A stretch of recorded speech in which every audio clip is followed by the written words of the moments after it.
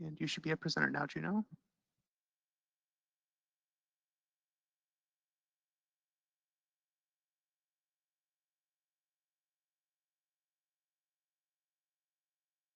And you're muted right now as well.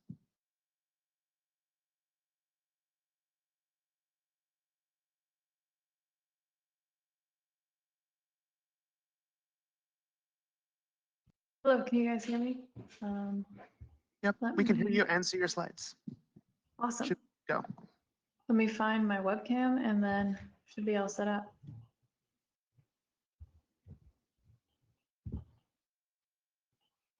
All right, can you guys see me? It's not important. It's not super important for this section, but it is for the next. Everything looks great. Awesome. Hello, I'm Juno or JunoSec on Twitter. Most of you guys probably know me from the Dallas InfoSec scene. I run DC214, Dallas's DEF CON group, as well as I've presented at the local B-sides and at Dallas Hackers Association. But before I actually moved to Dallas in August of 2018 from Alaska. When I was in Alaska, I went to college studying computer science and economics. It was in college when I got interested in cybersecurity. I started competing in CTFs.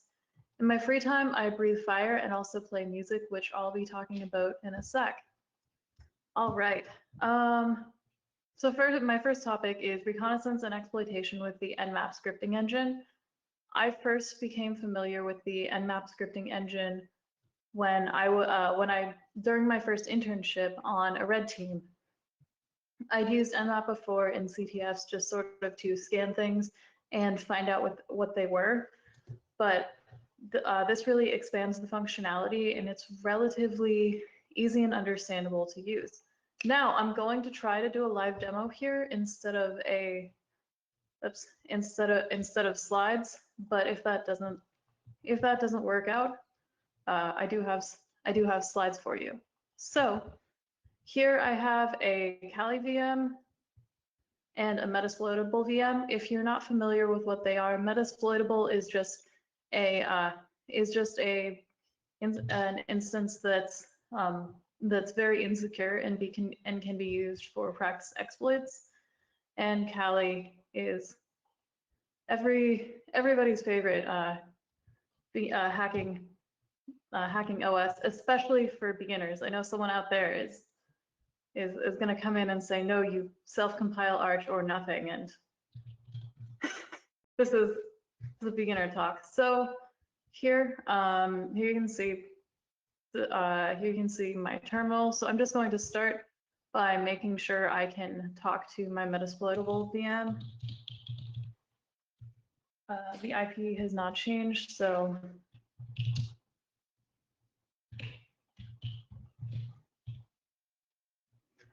192.168. If it's at all possible, could we get the fonts to be a bit larger so that people on the presentation can see a little easier? Ooh, let me see. That is a very good question. If anyone knows how to zoom, please chime in.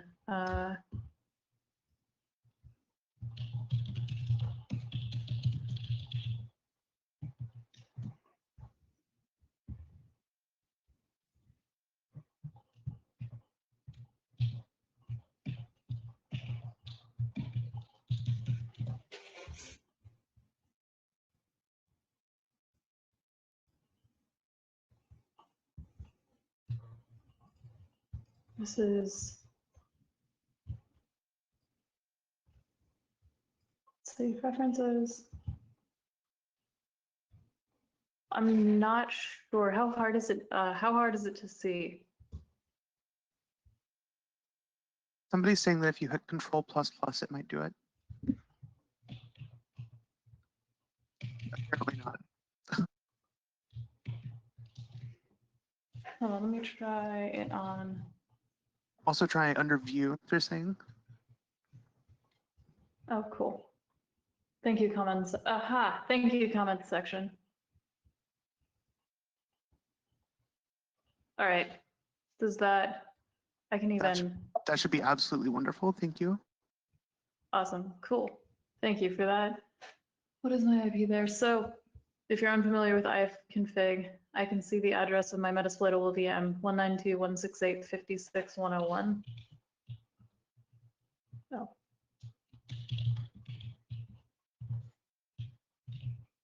Then I'm just going to ping it to make sure it's still there, because when I was practicing this demo, I was accidentally doing everything to the wrong IP and was very confused as to why nothing was working. All right, so now that we know that's there, I'm going to start by just running a basic NMAP scan against my VM to see what's there. And I'm using the verbose flag just so I can see every step that it's taking.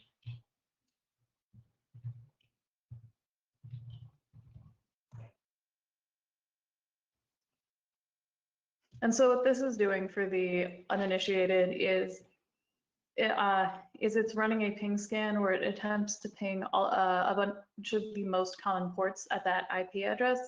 And as it goes through there, you can see it discovering a bunch of different open ports. And there will be provided, and so here now we can see a bunch of different the different ports that are open and the services running on them. And so that starts to give us a good idea. That's what will start to give us a good idea of what to look for in terms of vulnerabilities. So next, I'm actually going to use one of the most, I don't know. I'm going to take that a step further by running a service version scan, which will do the same thing but show the version it thinks that each of these services is running. And from that version, we can start to look at actually the individual exploits that might be available for each of those things. Now, this is going to take a second to run. So if anyone has any questions while things are running, please just shout them out to me and I'll start to answer them while we wait.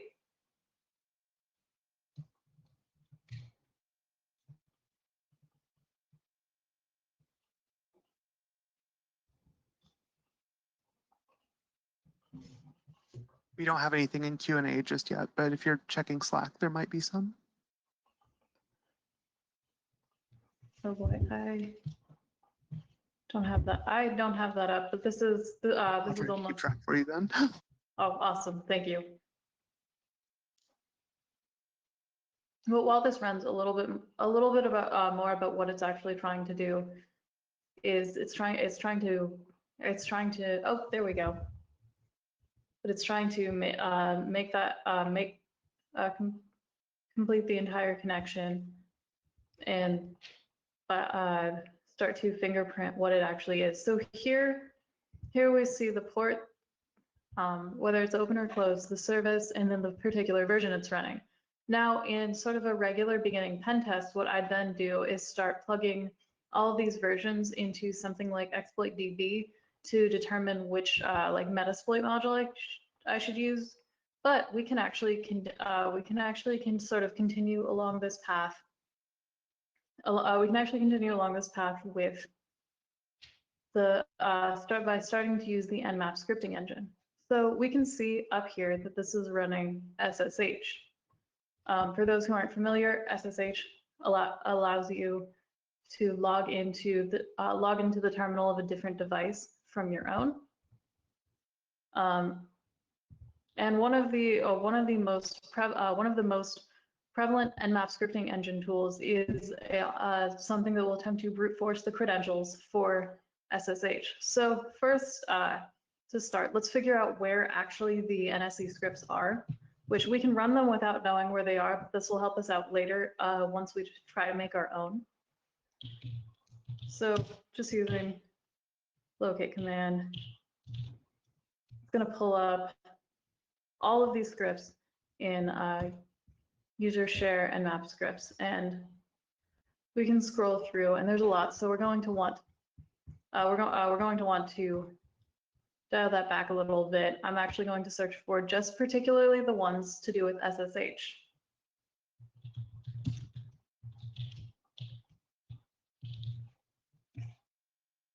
And this brings this gives us a smaller amount to start to deal with.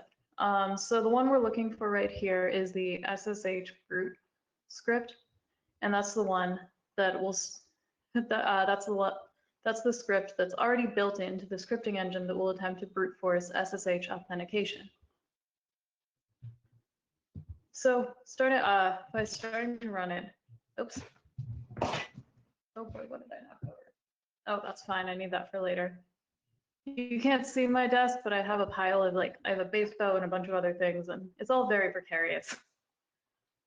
So we're going to run NMAP, and then we're going to look at port 22, which is the port that SSH is running on, and pull a script, and that's going to be SSH root, and now what this is doing here is this is running it without any settings. This is using the default dictionary, and it's going to attempt a dictionary attack against SSH. So as we run it, we can see it's trying different username password combinations based on the dictionary: root, admin, administrator, administrator. And then it starts going through root 1, 2, 3, 4, 5, 6. Now, I'm not going to let this actually run forever because I know the credentials for Metasploitable, and we don't need to sit here for 20 minutes while it attempts to guess it. So I'm going to stop this right here, and I'm going to actually run this with a custom dictionary that I built earlier. So just to show you what's in my custom dictionary, if you're unfamiliar with Metasploitable, the admin credentials are MSF_admin. So I'm going to make just a list. Here we show root, admin, Juno, and MSF_admin. You can use these custom dictionaries. Say you've downloaded something like RockQ that has a bigger list of passwords people have actually used, or if you have a list of passwords that you believe that user is more likely to use. So, and in case you want to see, I also have the same thing in passwords. Root, admin, Juno, MSF_admin. All right, so now that I have that, I'm going to run it. Let me pull up the same command and show you how I change it. So it's still going to be on port 22 for SSH, and still going to be the same script, but we're going to add script arguments. Oops, script -args. This really just tests my ability to type. I think my elementary school typing teacher would not be proud. And so we're setting the user database to usernames.list and the password DB to passwords.list. And we're leaving the IP address the same. And so this is going to run. You see it comparing what I put in. And so now here at the bottom, we see it's up. And for the account MSF_admin and MSF_admin is valid credentials. So we've performed a successful brute force attack against Metasploitable. And in case we want to double check, we can now SSH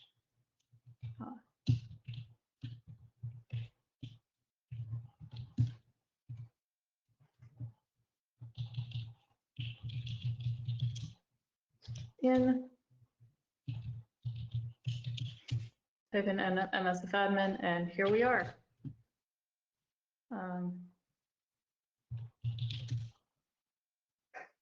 All right, so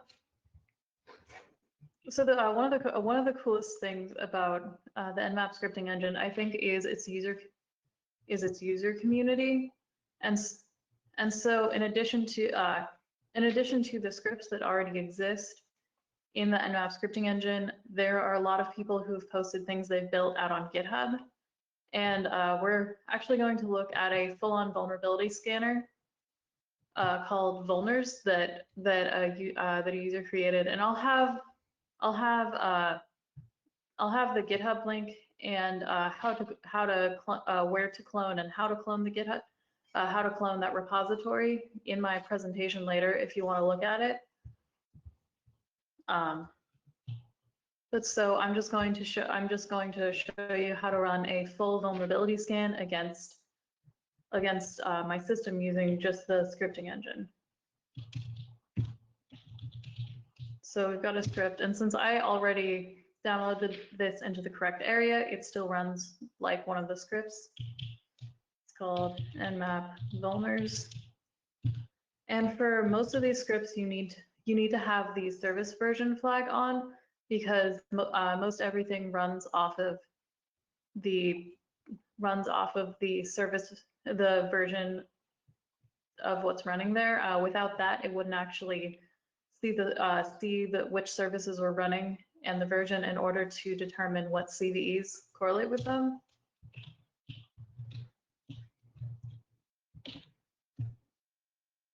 Oh, I can't type. Let's try that, actually spelling NMAP correctly. And now we let it run.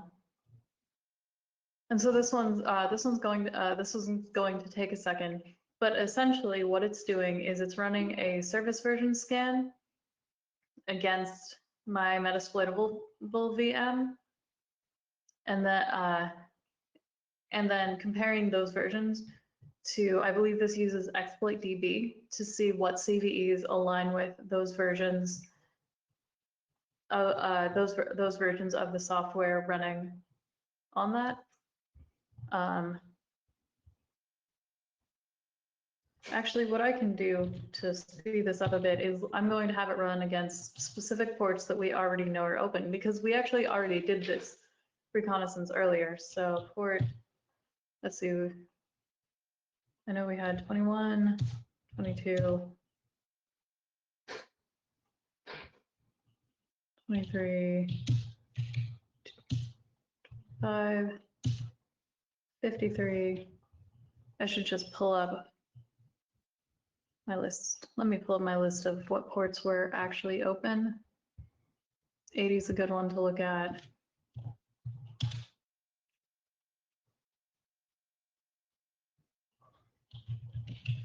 And so this will just show us a few of them.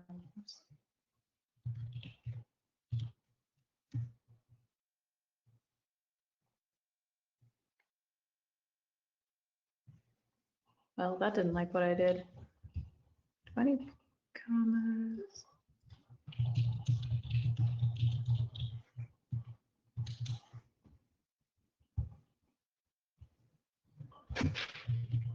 I'll just run the whole thing. Sometimes my live demos don't like me. Always the risk you run, But right? while that, oh yeah. Well, while that loads, I do actually have the results, or what the results of that begin to look like up. So let me row that up here real fast.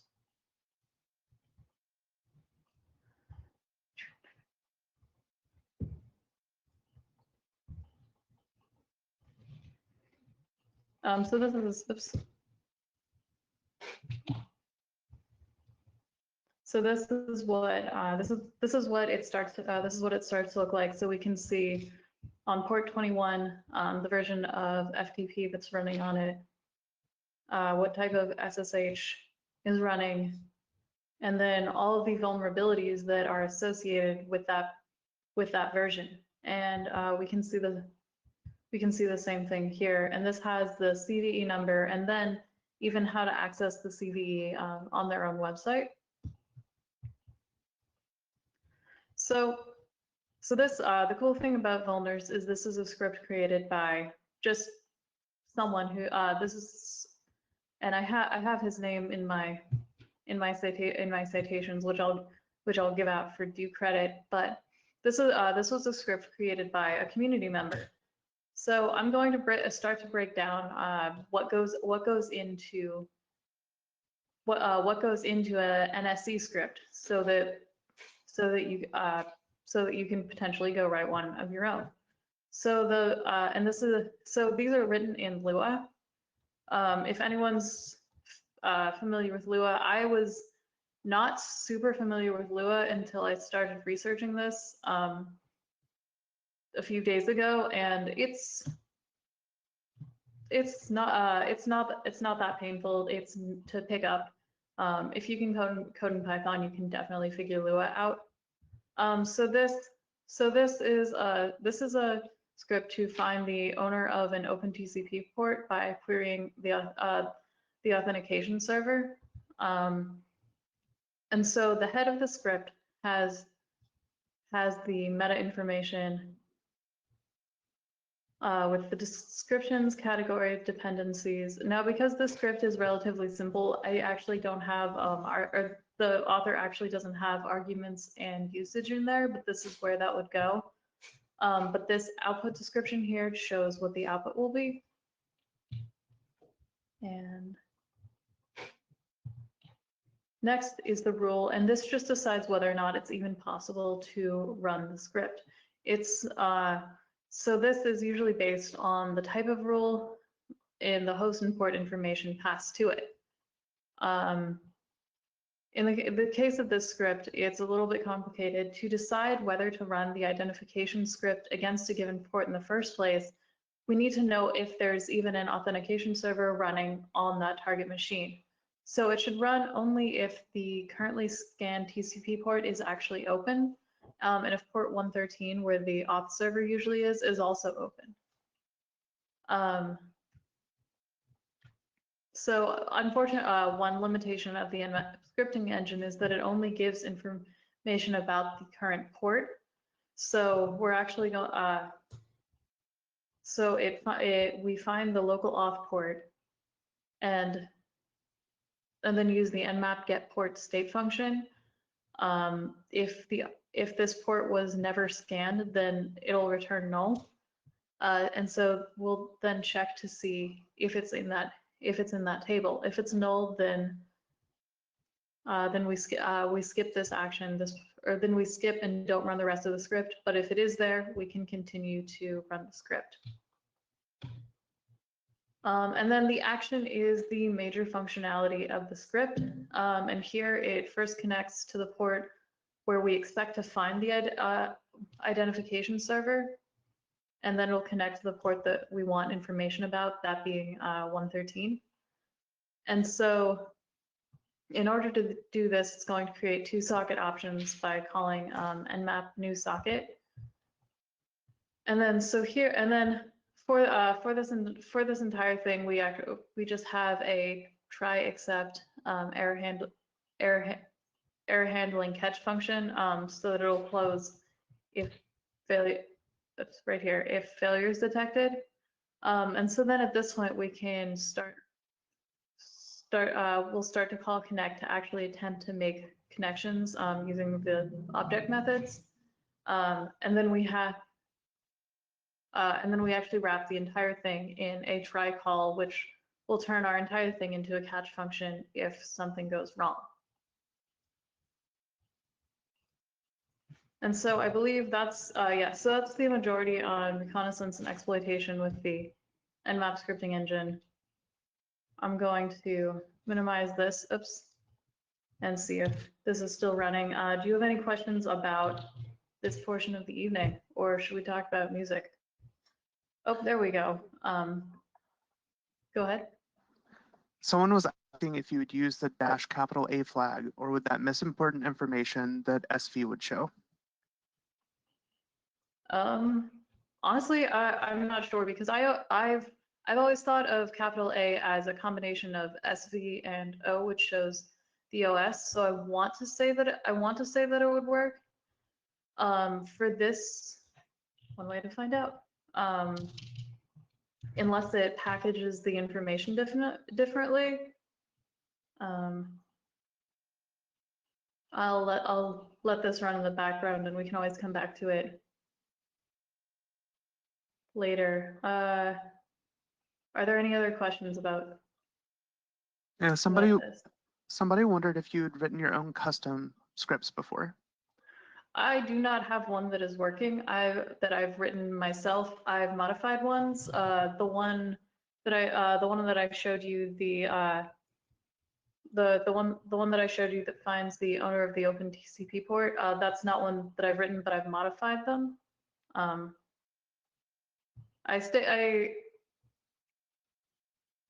For a lot of it, I've changed. Like for example, the SSH brute force one. I have one that I've modified to add time changes in between attempts, just to see if I could. But I have not yet written one from scratch. Oh, so yes, this works with -A flag. Cool.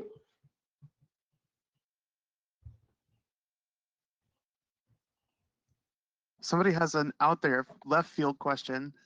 I Oh studied boy. economics as undergrad and I want to get into InfoSec. I seem to catch a hint that you are also an economist. Do you have any pointers? Oh boy. Well, I actually got into speaking in InfoSec and then got moved from my very step-by-step data job to a job as a real blue teamer, in part because I started speaking at cons, and this is actually sort of my first technical talk because every other talk I've given has actually been on economics. My big focus of interest is on game theory and behavioral economics, and using that to apply to social engineering scenarios or even computer scenarios has helped a lot.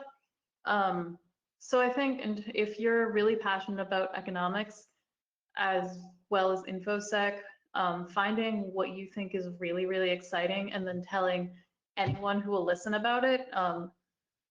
Raise your hand if I've come up to you at a con, especially in the after party, and started drawing graphs and waving them in your face. I know there's a few of you out there. I hope that helped. Absolutely. And I'm not seeing any new questions, so we can go ahead and move on to the music portion. All right. This is so one of my many hobbies, as I mentioned, is as a musician. And when I was thinking about what to do, I thought, it'd kind of I could get up and play the violin, but that doesn't really teach anything new. So I'm actually going to talk about a little bit of the physics behind sound and how we can take a vibrating string and amplify it and turn it into a stringed instrument. And as a part of this, there will definitely be demos. I think you can see my bass behind me. So first, we're going to start by what is sound? How do you actually produce a tone? Because noise is essentially a very jumbled around sound wave. Because noise is there's nothing really uniform about the wave for just noise. But a tone is very, very regular with waves the same size and distance apart. And in order to generate a tone, you need to prevent waves from bouncing back and forth and canceling each other out. And by doing that, tone is actually a standing wave, which we'll get to in a second. I don't know how well you can see this, but I'm going to go with it. This is just a rubber band that I cut. And so you can start to see how this vibrates, and you can probably hear it a little bit. Creates just a very, very basic tone. Well, and that's because a string or a string-like thing that's contained on either end creates the perfect container for a standing wave. And so a little bit about how a standing wave works is on the string we have antinodes, which are the parts that move up and down the most, and nodes, which are the spots in the middle where the wave doesn't move at all. And that taut string is the perfect, as I said, the perfect container for the standing wave. And you can see at the bottom we have this is just the whole string vibrating. The nodes are just where my finger is. And one thing, by actually playing harmonics, we can create halves, thirds, and fourths. And those, essentially what the harmonic does, and I'll demonstrate in a second, is forces a node, and that plays different tones along with the same tone along the octave that you actually hear when you hear a note, but they blend in and they give it its resonance or timbre. And I'm going to take my headphones off real fast and grab my bass and demonstrate a harmonic.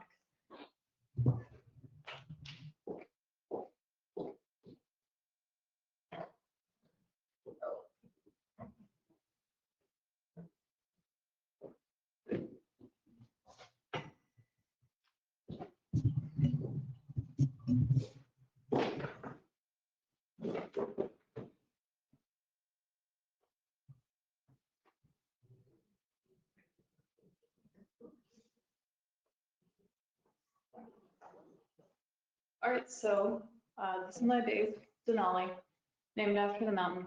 And so when I play the E string, and the way, if you're curious, a bow creates sound. If I pluck the bass, it vibrates the string. And a bow just provides continuous vibration.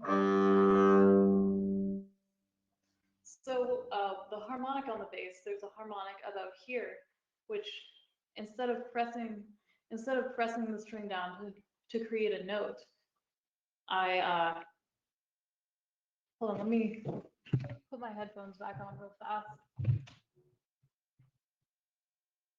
You can see the bass, correct? Yes, we can see it just fine.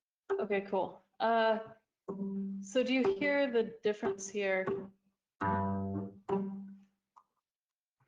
What that is I'm holding the string still in one place. And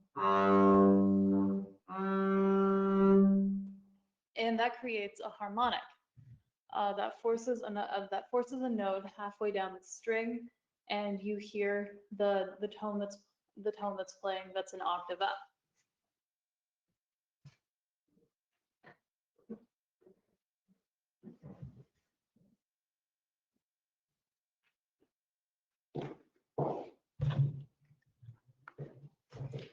All right.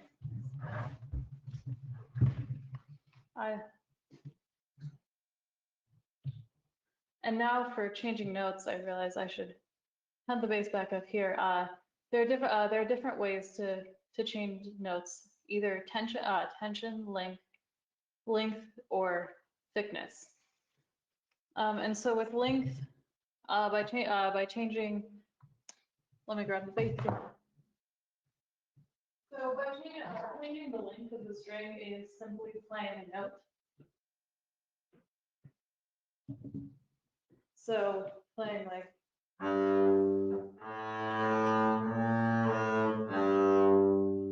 With each note, with each note that goes up, I'm shortening the string.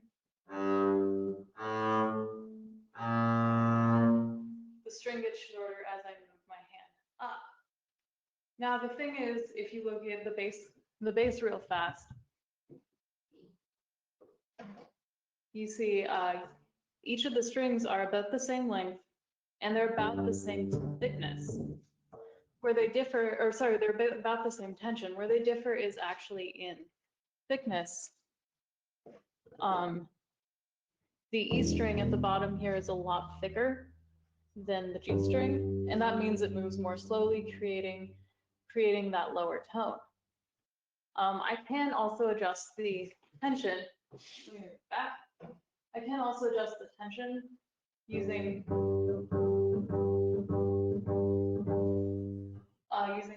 these here. That's what to use to tune the bass to set it at the correct to set each string at the correct tension.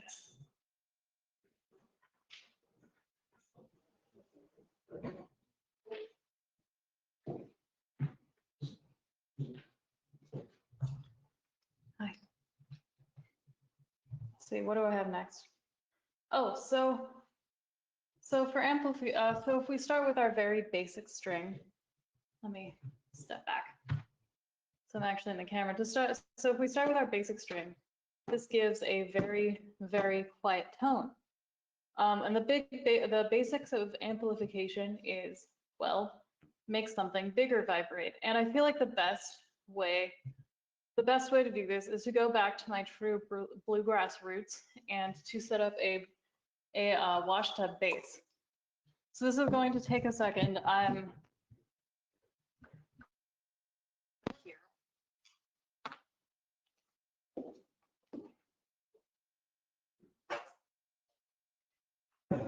Oh boy. So I don't know if you've heard the washtub here hitting the wall. You already heard it starting to sing out.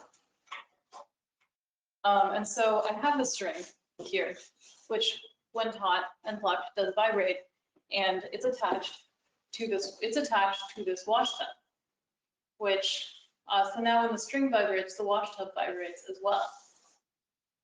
So sorry for the noise. I'm going to try to be as gentle as possible, setting this down by the microphone.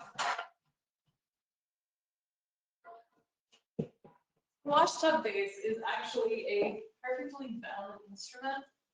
There are actually versions of this instrument in almost every culture. And I just have a pillow that I'm placing underneath the bass, underneath the wash tub in order to hold it off the ground. It will just help the sound amplify a little bit more. All right.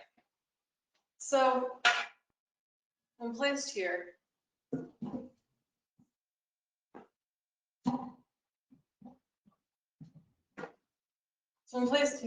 this stick allows the string to become taut. So depending on where you learned it from, there are actually a couple of different ways to play a washtub bass. I believe the most traditional method is by actually tilting the stick here. Oh boy, back and forth. Whoa, sorry. I'm gonna tighten this real fast. I had a bit of trouble attaching the string to the wash tub, but so by leaning it back, stay on. I don't know if you can actually hear this as well as I can. But by leaning it back, it adds more tension to the string, which creates a higher tone. Many individuals build very much more complex upright basses with proper fingerboards on the top, or upright washtub basses, which we'll actually talk about in a second.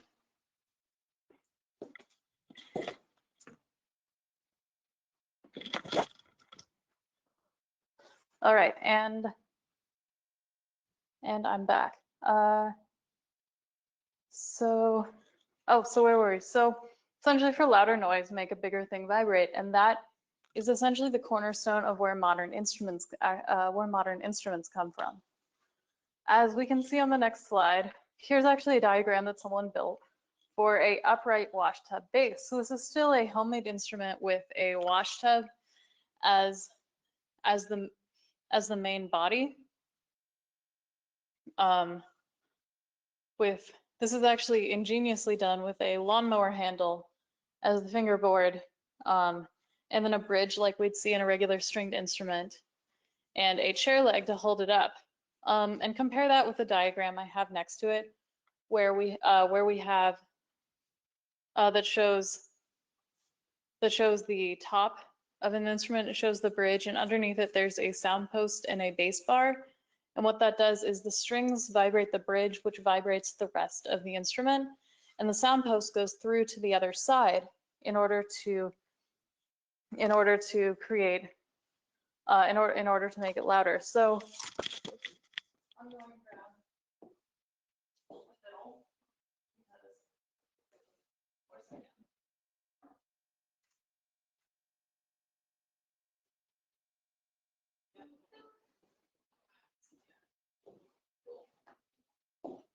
standing in the rubble, pile of instruments in my apartment playing fiddles. So the way it works, I'm gonna grab this to bring it a lot closer to the camera, so you can see the strings and the bridge. And so this allows us to vibrate the whole instrument instead of just having these strings like fiddles. So essentially, we've got the strings, we've got the stick, and we've got the body. But this allows more vibration of the body.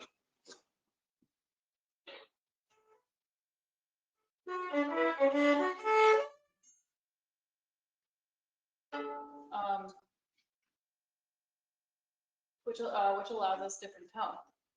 Now the last main difference between different types of instrument is the size and what it's made of. The fiddle and the bass are actually very similar shape, very similar material, but just due to sheer size, including the thickness of the wood, the bass is a lot lower. One interesting fun music fact is that the F holes on the violin, they actually did a test, and they found that having a circular hole in the middle, like a guitar, would actually make it sound better. But violin traditionalists rebelled, and that's why the violin is the same. Now, let me just show you another interesting thing.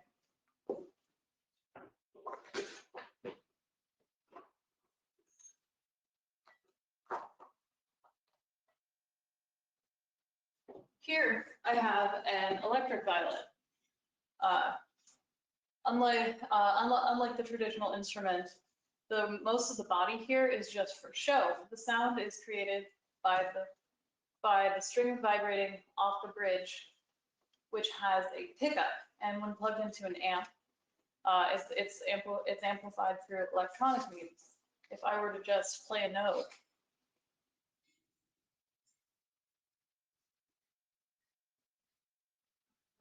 A, it would be slightly out of tune, and B, it would be a lot quieter because the majority of the sound doesn't come from the body of the instrument. And the one that I have in the back there is acoustic electric with the guts, with a pickup inside of it, but also the ability to play it aloud. With that. So that's just a brief overview of how sound works and essentially how we can make sound louder and more different. Does anyone have any questions, comments, snide remarks? No snide remarks, actually. Someone wants to know what your dog's name is. Oh, her name is Louie. She's the best. There's also a cat somewhere. A lot of people were wondering about the washtub bass, but I feel like you handled that already. So somebody's wanting to know if your slides will be posted? Yes, they should be.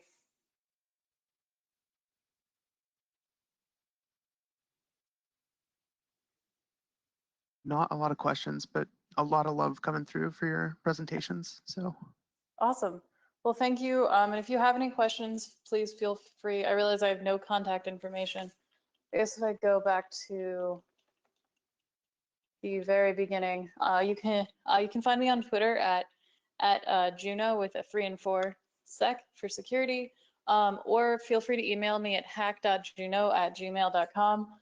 Hire me for your party to demonstrate NMAP or play the bass. But have a good quarantine, and if that's all, I'll be signing off. Thank you. Thank you so much, Juno. And next we have More 1204, who's going to talk with us about threat modeling and self-drafted t-shirts.